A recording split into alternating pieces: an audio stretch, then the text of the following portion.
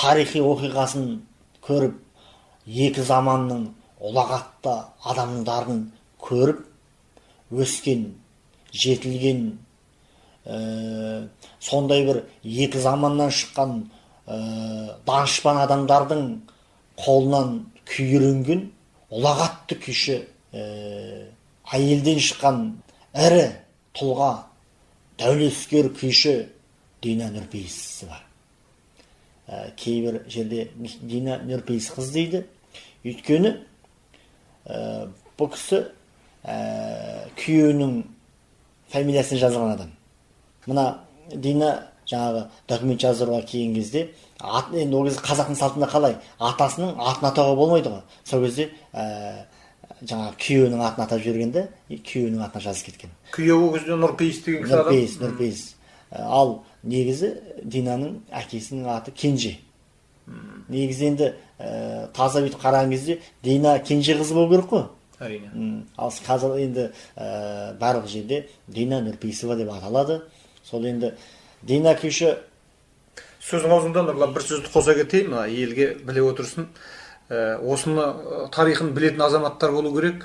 Астана қаласы жаңадан қазір көркейіп даму үстінде ғой. Сол Дина шешеміздің атына орталықтан үлкен бір кең көшеден көше берген екен.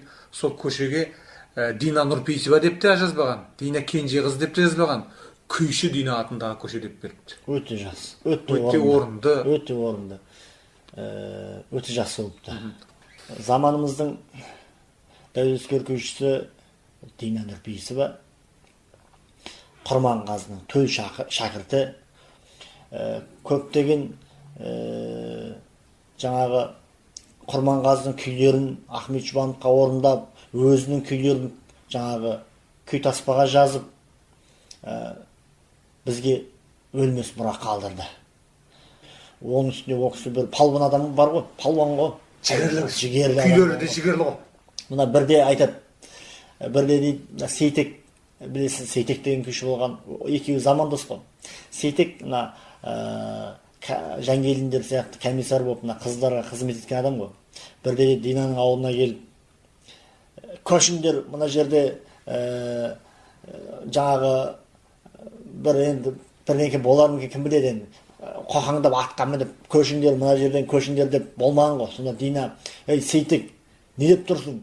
Түс аттан деп айтып, соны Сейтек жаңағы зекіп бір-екі ауыз сөз айтқан ғой. Сонда Дина, сонда қарулы адам ғой, аттың үстінен Сейтекті көтеріп алыпты да, елдің күлкісін қалдырып, мә саған деп, сонда Сейтек әрең кешірім сұрап құтылған екен дейді.